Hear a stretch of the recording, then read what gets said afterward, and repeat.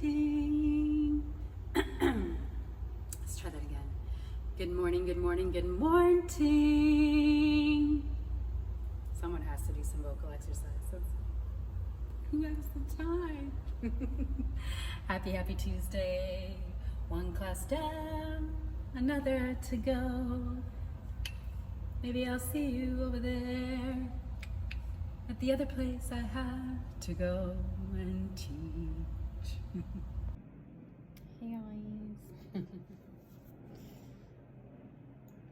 So just about to teach a second class at a second studio, but have a little bit of time to kill. So going to have a little brekkie.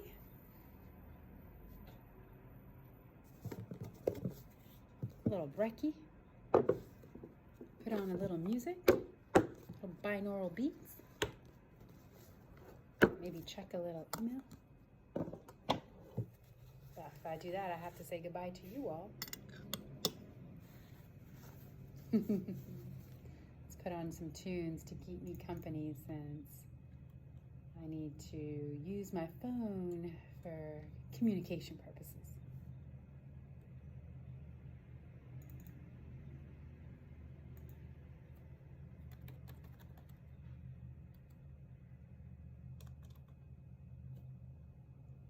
Meditative.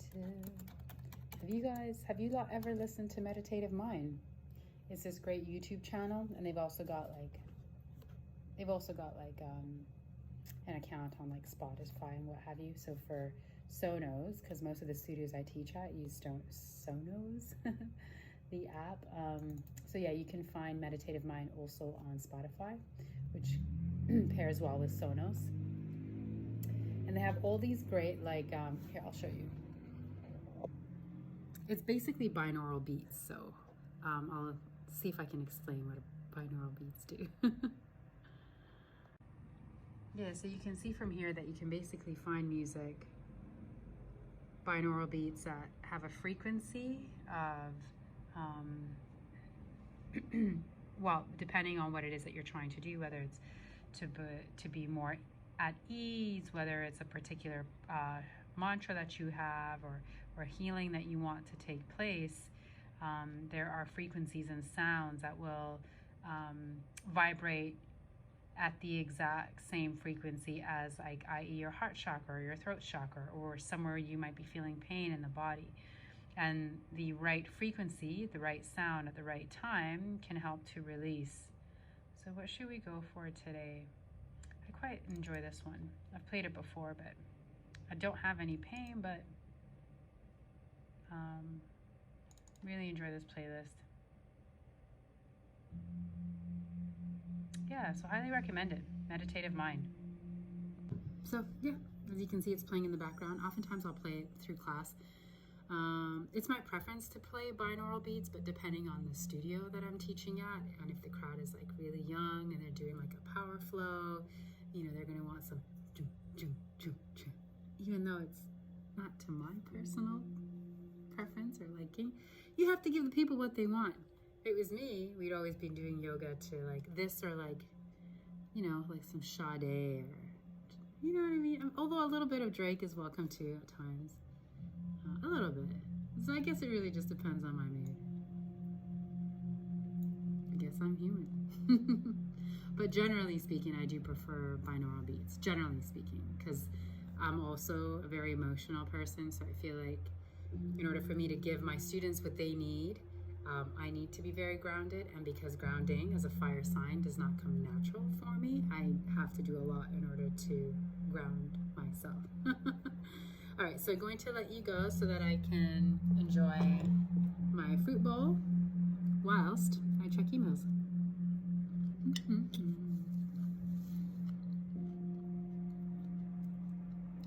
Buon appetito.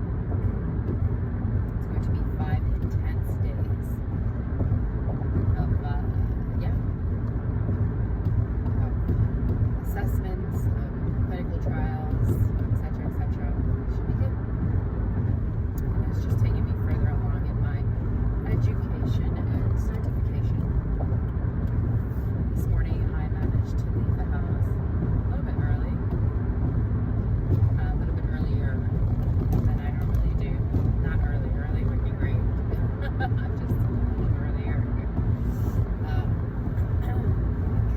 I need to make a stop at the bank and withdraw some money, deposit it into a different account.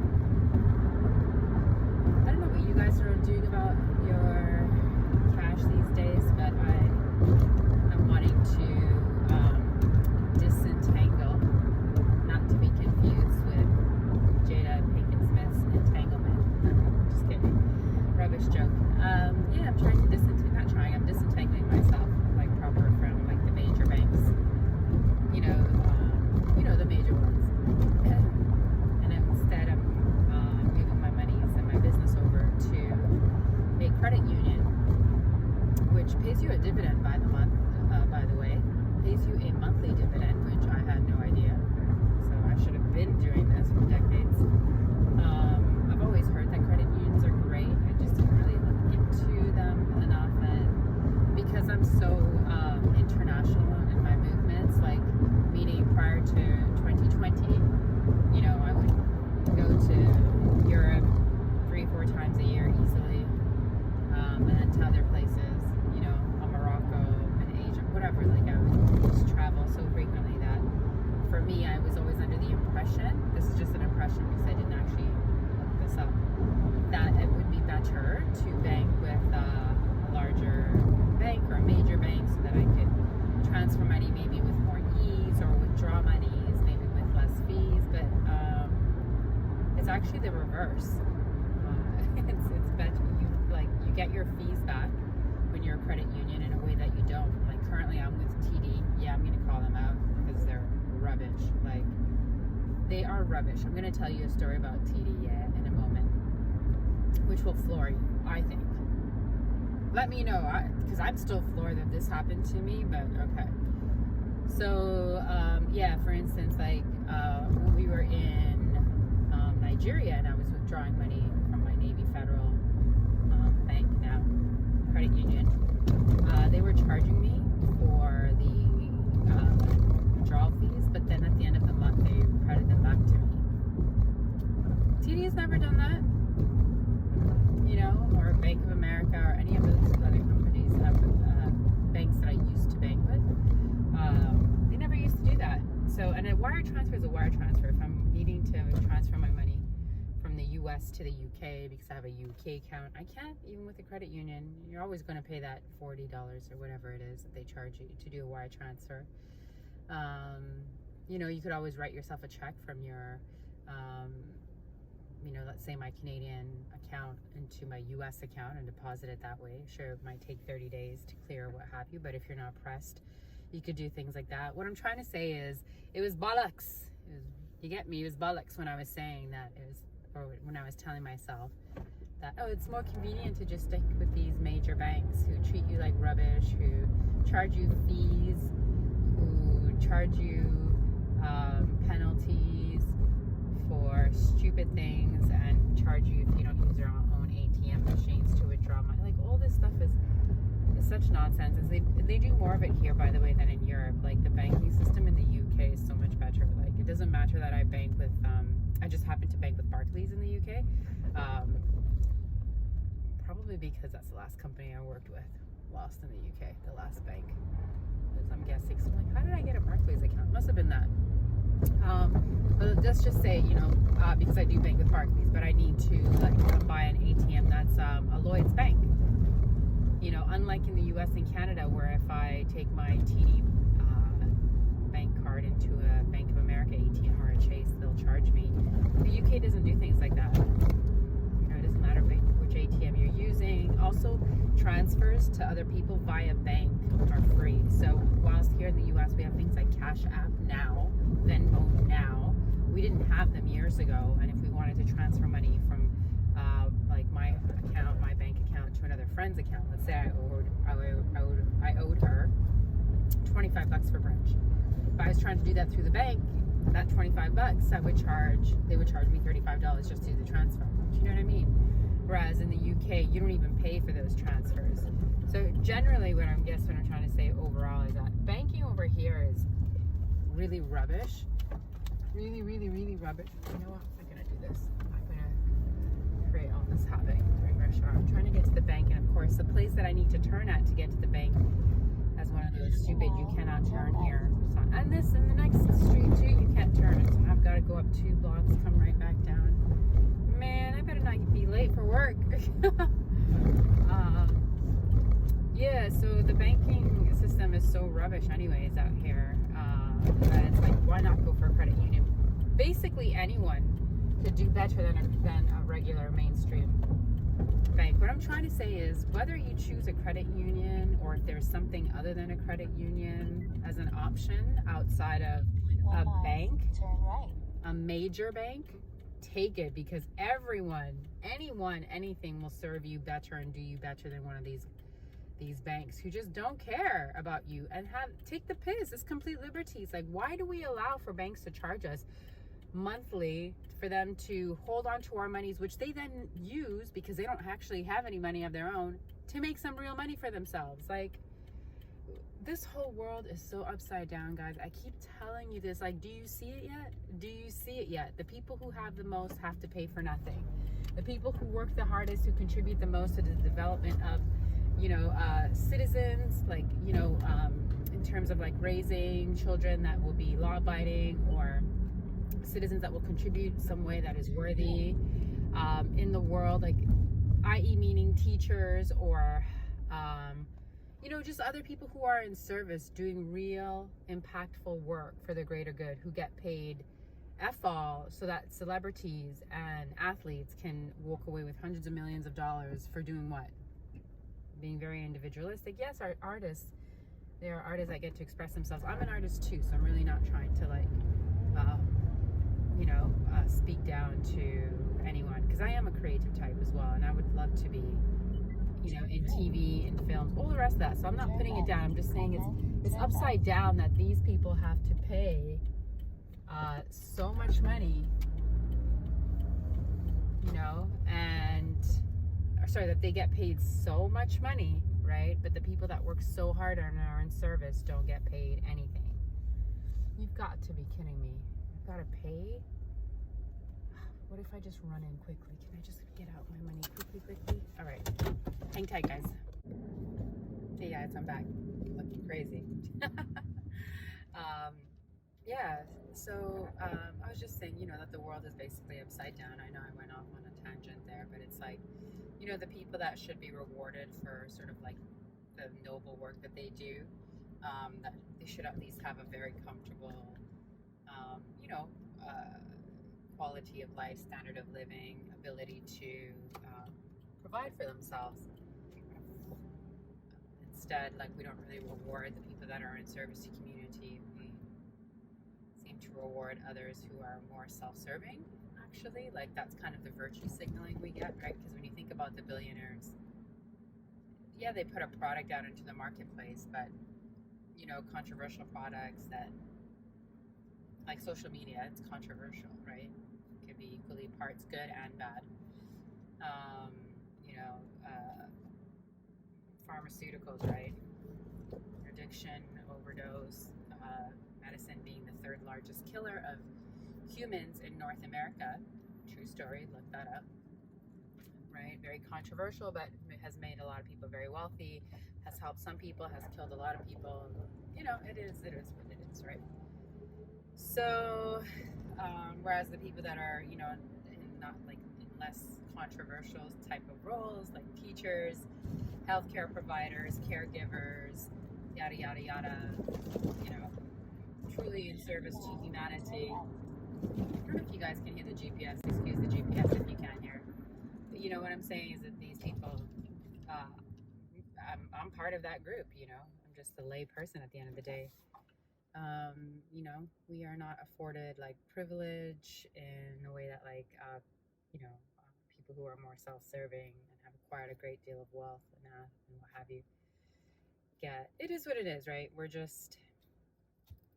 all in this together, whatever. So the other thing too about this bank, I'm so happy to leave, is that they don't even have any kind of like accessible parking nearby. It's like if you're parking right outside the bank because you need to run in for a hot second to withdraw money, all they have is the machines. What are they called? you know, where you've got to pay to park on the street. Anyways, you know what I mean. And it's like, all I need, is literally a minute and a half to go in there. Why do I have to pay? Like, why don't you have a parking lot? You're so wealthy because you steal money from your average citizens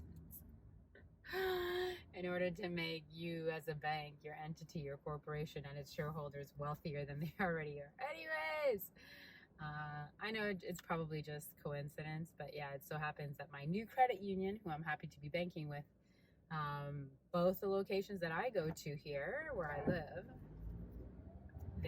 there's parking. Okay, another bonus. So anyways, long story short, I'm leaving the major banks, guys. And based on what I've been looking at in the markets and what the predictions are, might be something all of us should be looking into, is leaving the major banks. You get me? So yeah, that's what I wanted to say about that. Now, I actually have a story for you guys. I really should have left TD Bank years ago. Stay tuned. I'm gonna go teach this class yet, and then I'll be back. Hey guys. Shout out to Little Black Book 91.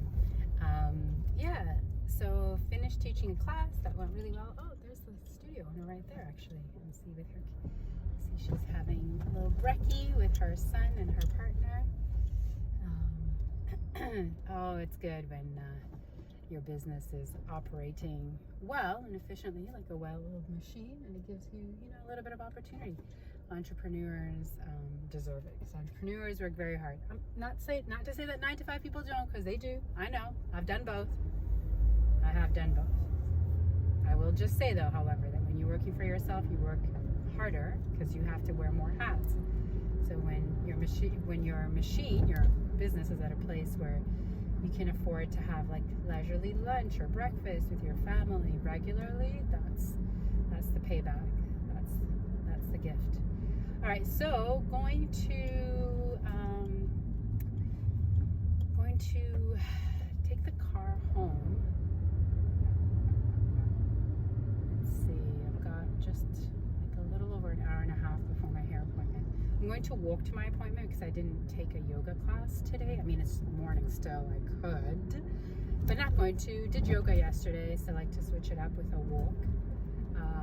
Especially since all this vitamin D is out here for the taking, and since they didn't want us out of the house for the most part over the last 2 years, let me scoop up and hoard up on my vitamin D now. Who knows what we're in this fall, winter of 2022. I have a feeling the shenanigans are not quite over, but yeah, going to take advantage of this time that I have to enjoy the sun and to be half naked in the sun. So going to grab a little something for my hairstylist, because she did me a solid more than once. She's done me a solid. I always give her like a really generous tip, but when you bring somebody something special, like a pastry, kind of makes their day. So I'm going to bring her a pastry. Yeah, I'm going to bring her a pastry. And since I'm here, I guess I might as well get a coffee. A decaf mocha or decaf latte, whatever. Just because I'm here, but I didn't come here for me. I came here for her. To treat her to a little something, and it just happens I'm treating me to a little something too.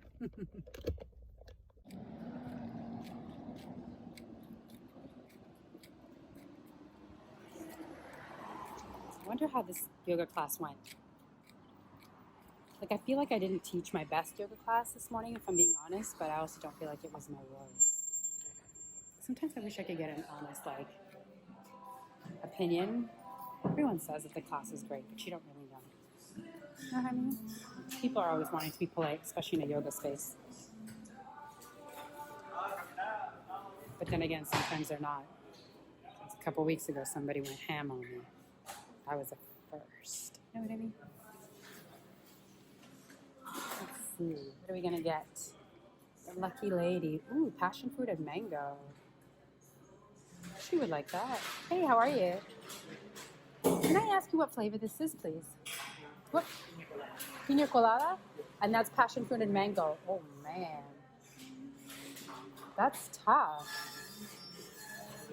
That one's really good. You recommend that one? All right, let's do the passion fruit and mango. Yeah, please. To go, please. Thank you. Oh, the bread is giving me life.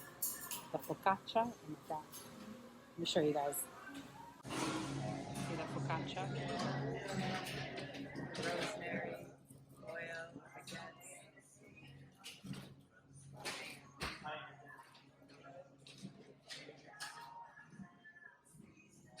This is what I got. This is what I got for the hairstyle too. It all looks really good though.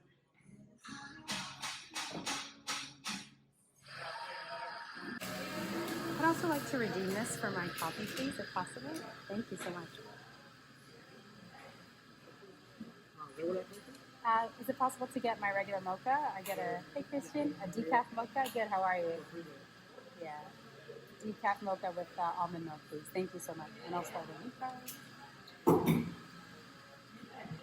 How are you guys today? Good. How are you, Christian?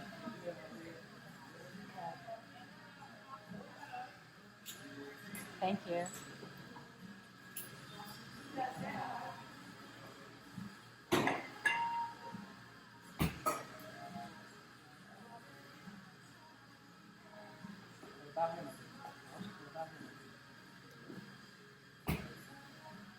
Thank you.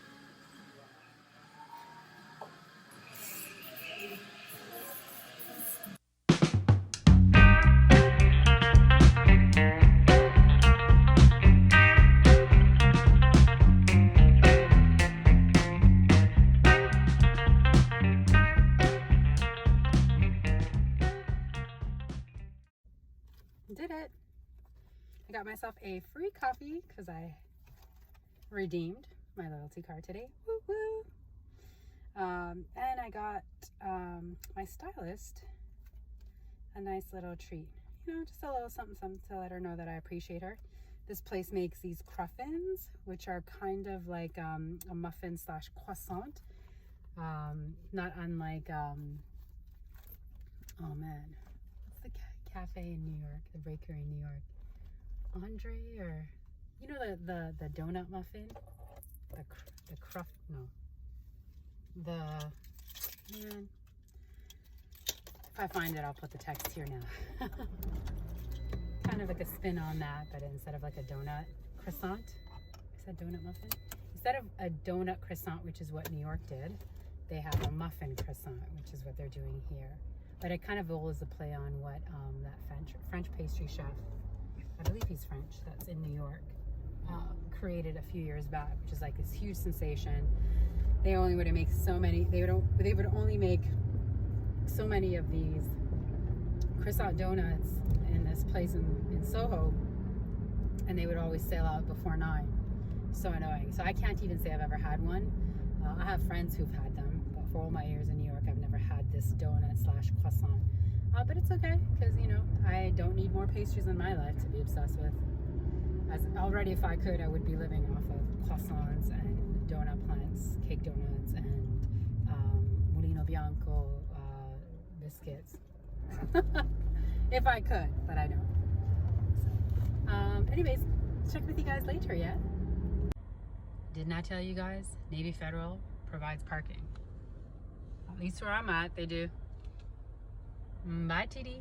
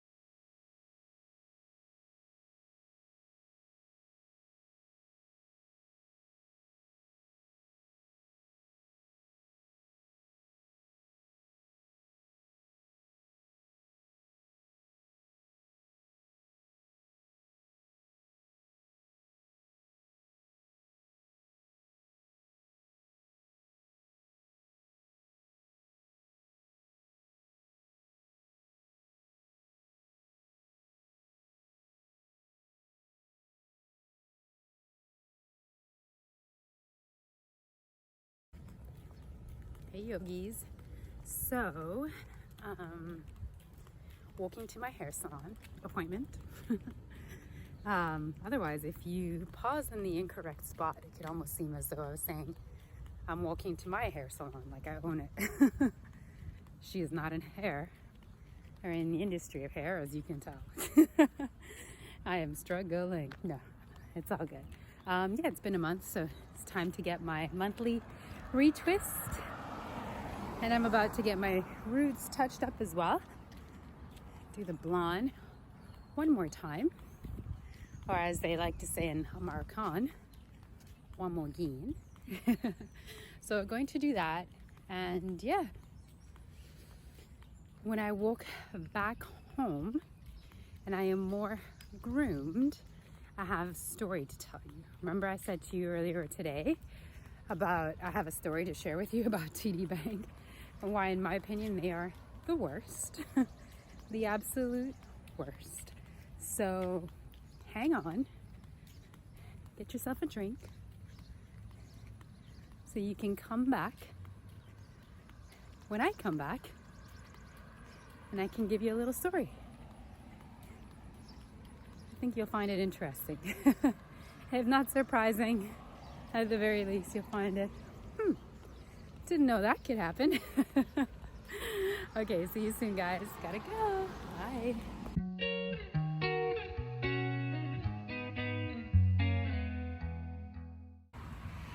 Hey guys. Okay, so I've just left the hair salon, and oh wait, first let me just be clear that when I'm like, hey guys, those of you that watch Little Black Book 91, I am a fan. I am not making fun of, okay?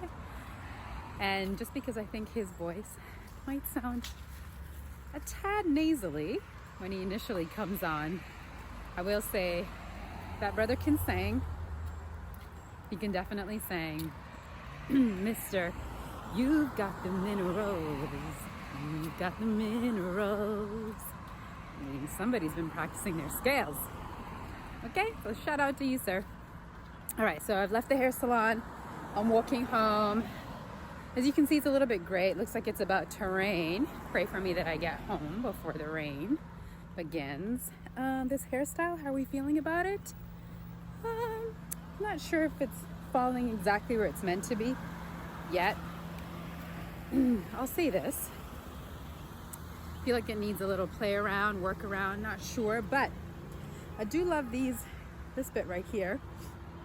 And I love that my roots have been colored again, have been touched up.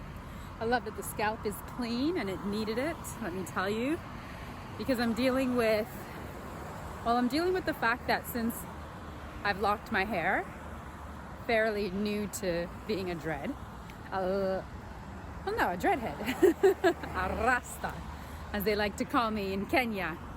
She's a rasta. Whilst I'm new to this journey, I'm dealing with the fact that as a dread, you can really only wash your hair when you get it retwisted.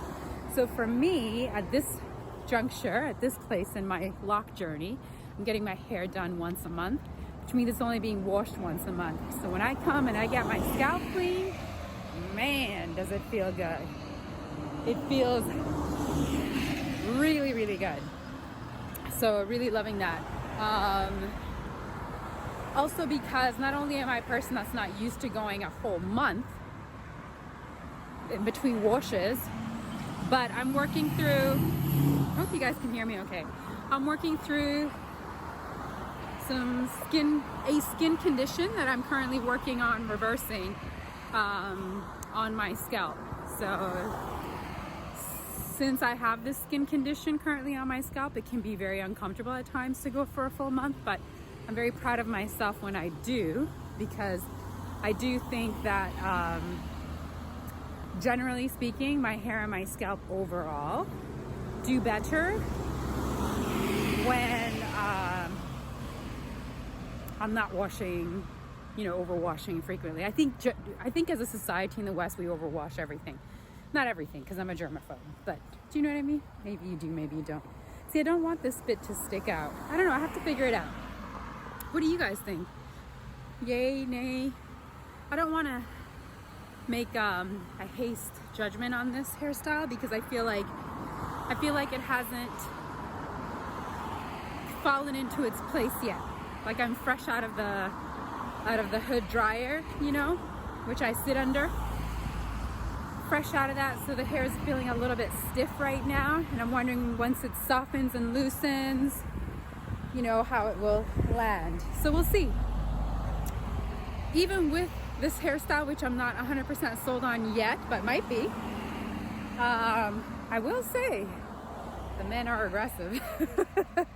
I have literally been accosted 2 times already, and I've only been out of the hair salon for maybe 10 minutes. Now, I'm not bigging myself up. I'm not saying that this always happens or anything like that. I'm just saying something about me walking out with my fresh cleaned hair, freshly retwisted locks. I don't know. Had two men already come up to me to approach me. And all I can really say to that is, do you guys know when someone is off the market? Is that why you all of a sudden appear out of nowhere saying you're single, saying that you can make your own breakfast, you can iron your own shirts, all you need me to do is just look like this when you roll over in the morning? Where was all of this speak and chatter when I was single? And I was single for years, okay? All of that, men turning around now in their Mercedes, as we say in Italiano, to pull up and ask for my phone number. But where were you? I was single for years. Now it's like you all are coming out of the woodwork, but she is a married woman. So whilst I appreciate that there are still obviously men in the West that know how to pursue maybe or court, that are not too cool for school and pretending that they don't see you like they do in New York. Oh, you're cute, but I don't see you. I can't make it seem as though I'm interested. No, you have to come to me. All that game playing that out here in the West is fairly common. So much so I would say that even really young people are having trouble, from what I gather, dating. I don't know, maybe I'm wrong. You know what? None of this was supposed to even be the topic of discussion. I told you guys I would come back now after my hair appointment and tell you about the TD debacle, how they basically, how can I say this? TD basically put me between a rock and a hard place. By the way, it's already drizzling. So all I can hope for now is that there isn't like a massive torrential downpour between now and the 20 minutes or so that I still have in front of me before I reach home. So what did TD do? Well, TD Bank put me between a rock and a hard place. They basically put me in a position where I could be taken advantage of 100% and took zero accountability for it. Now, when this initially happened in the year 2017, I was pretty devastated, and it really took me a long time to get over it. Like, it took me a couple of years for sure to get over it. At this point, I feel like I can tell you the story without the emotions, you know? I actually read something yesterday online, which I thought was really great. Something about how wisdom is the ability to talk about something that happened, an experience or a pain, an experience that maybe taught you something. You can speak about it without the emotional charge. That's wisdom. So I feel like at this point I can speak about this without the emotional charge, because for a while there it was almost eating me up. I was so angry about how corporations could get away with this. Now, 2 years into, if you don't know, I keep telling you, if you don't know what is, check out JP Sears, who's also a holistic a Czech practitioner like myself. Although these days he's primarily dabbling in comedy from what I see, and he is great at it. I really enjoy his videos, and really and truly JP Sears now is where I get my news because I need a little comedic spin. I need a bit of satire in these trying times, and maybe you do too. So if that's the case, definitely head on over to JP Spears or Awaken with JP, but after you've seen my video. And I keep doing this because the algorithm on YouTube, for those of you that don't have a channel yet, you know, it picks up certain keywords, and then the algorithm will kind of toy with you. There are certain hot words that you don't really want to be saying whilst on the YouTube. So back to my story, yeah? Because I've been speaking for like nearly 10 minutes and we haven't even gotten into the story. So let's get into the story. So 2017, June. I've had these longtime tenants, good tenants, longtime tenants for a decade. Now the tenants and I were going into, the tenants, my mom and myself, we're going into a transaction that required us to open a joint account. Now, this joint account had 3 signatures. It was open at TD Bank, June 2017. It was my mom, myself, and the tenant. We put $15,000 into this account. With all 3 signatures, it meant that nobody could withdraw or move the monies without the other 2 signatures. Sounds pretty safe, right? I mean, there's still an element of risk for sure, because we have one person out of this 3 signatures that is not actually a family member. Although some people would say that strangers might be more trustworthy at times. Anyways, I don't know. It just depends on your family dynamics. But between my mom and I, the way that we run our business is that we don't tally things. Like, you know, we're very open and transparent. We share things. Money has never come between us. So, but in any case, you would need 3 signatures for any one person to be able to withdraw the $15,000 that was deposited.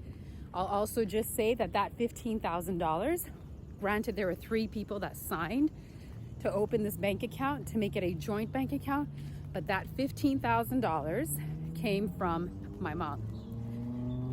Like I said, when it comes to my mom and I, our money is our money. You know, if it's hers, it's mine. If it's mine, it's hers, yada, yada, yada. For this particular transaction, and for the sake of keeping things very clear, as I tell you the story, that money deposited into that account, that joint account, was my mom's money. She made the deposit. We opened an account together, the 3 of us. We had some business that we were going to engage in. And for that particular business transaction, we needed to open this account, and we needed to have all 3 names. So we did. So, you know, this was an appointment that needed to be made. So I can easily pull up the date because with TD Bank in Canada, if you want to do anything other than just make a deposit or make a withdrawal, meaning you have to speak to someone, you cannot just walk into the branch and do that. And this was in 2017, so long before the you have to actually make an appointment. So we did. So it was June something or other. It was like the 3rd week of June. I could pull it up if I needed to. 2017, we all showed up at the bank. We had our ID. We put $15,000 in this account, and the woman said to me, yep. And I remember specifically, yeah, because I can be quite anal. So because this is an account with 3 signatures, it means that all 3 people need to sign for monies to be moved or withdrawn. And the TD representative at that location said yes, all 3 signatures are required. Great, cool. Why do you think I asked that question? Why do you think I asked that question? I'll tell you why. You probably already figured it out. It's because that was my mom's money, right? It was my mom's money, $15,000. We don't have a money tree. Maybe some people do. We don't. We have to work, transact, create businesses, what have you, to have money. That's simply how it is. So that's why I asked that question. It's $15,000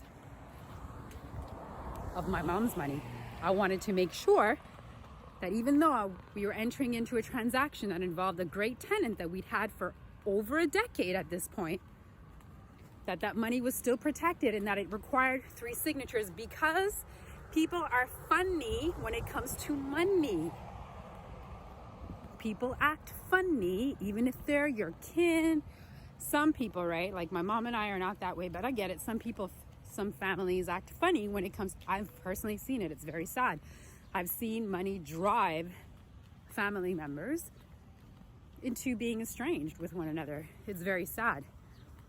I don't have this issue with my mom. We're very open, like I said, and transparent. We share our resources. She helps me out a lot. The rare occasion when she needs something from me, I obviously will do it for her as well. But I'll be honest, mostly it's me turning to her for help. In any case, we conduct a lot of business together. We do a lot of transactions together, what have you. So I'm always looking out for her best interest, like I know she's looking out for mine. Mother-daughter, that's how we do it. So it is not surprising, if you know me, that this was the final question that I posed right before we exited, all 3 of us, that appointment on that fine day in June of 2017. The woman assured me, yes, we've opened your accounts. Everyone's ID is good. We have 3 signatures on file, therefore we'll always need 3 signatures for any moving of the funds. Perfect. So, how is it then that in August of that same year, when the transaction had gone bust, it had fallen through because the tenant made a different choice, which is fine. The tenant can make a different choice if she wants, right? Everyone is entitled to change their minds. It wasn't terribly convenient. In fact, at that moment, it was rather devastating because we were literally months into this thing, right? We opened the account in June. Conversations were had for months prior to that. Our transaction was meant to be concluded. Our business was meant to be concluded in August of 2020. Sorry, 2017. We're always in the year 2017. Okay, all of this transpired within a few months in 2017. If I said 2020, it's probably because that year was very traumatic for many of us. Although there were a lot of blessings that year too. So, August, we're about to conclude our business. We're at the tail end of August, ending the summer off on a high note. About to finish this piece of business, attorneys, have our paperwork together, yada, yada, yada. Tenant changes mind. So, the way that I had set this business transaction up, if anything fell through and the business transaction was not completed as I had planned it to be by the end of August, those tenants were going to find themselves moving elsewhere. Right? That was just part of the transaction that I had made very clear to them, and actually even had them sign a 1-sheet document that I wrote. And I'm not an attorney, but I know enough to get things on paper. So I did have this in writing, which is why when she made the decision to not go through with our plans, I had to remind her that we had something in place. It was not a document that she signed, but it was a piece of paper that I had, like I said, written up myself that clearly stated, if this transaction falls through, I will have to ask you guys to move out of here so that I can proceed with my plan B. Now, they've been here for over a decade, right? Good tenants. So she agreed. So when it came to end of August, and this is like literally the last couple of days in August, or the week leading up to the last few days, or sorry, rather the last week, if not the last couple of days in August. We were definitely in the last week. When she decides to change her mind, I have to remind her that, hey, I did give you guys in writing a document that said, if this falls through for whatever reason, I have a plan B, but I'm going to have to ask you to move out, yada, yada, yada. So this was all, what I'm trying to say is, like, this was not new information to her. So when that fell through and I had to remind her of that, do you know what she did? she withdrew the monies and held it ransom. Guess what I did? Because I'm in New York. I was in Canada when we all needed to be at the branch, at the TD branch, in order to open up this account together. I was there with her. With both of them, sorry. But by the time we were concluding this transaction, I was already back in New York. So when I see ya, because she sends me a text message or an email saying, I have the money now, we are not moving out until we find a suitable place, and I'm going to hold on to this money until we find a new place, right? That's a threat. I have the money, I withdrew it, I'm going to hold on to the money until we find another place. So therefore you can't evict us or ask us to move out until we are ready to. It wasn't going to be a long time, but the point is she threatened me. She was able to withdraw the finances, the money that didn't belong to her, take it and hold it as ransom unless she got what she needed. So what do? Because I'm in New York. I call an attorney and I ask an attorney to call her and advise her that this is not a good idea. I also, of course, call TD and have a mouthful for them, but at that moment, that person that had initially opened the account with us, the joint account, she was not there on that particular day in August when all of this was going down, or at least was not in the office yet. So I call an attorney, he calls her, he advises her, this is not a good idea, you don't want to do this. You were already privy to what could happen if this transaction fell through. You decided to change your mind. She still has a right as the landlady, me being the landlady of that particular property, to ask you guys to move so that she can carry on with what she has to do, my needs, because I had a plan. I had things in motion. And so TD is basically dodging my calls after they accept my first call and I tell them what's happened, that I'm pissed that they could allow this to happen. They, of course, take hours to call me back because they're trying to figure this shit out. You know what I mean? Like, how the did we let this happen? But of course, they've got to play cool like corporations do. And plus, it's not like they know they can't get it. It's not like they're going to be held liable for anything, right?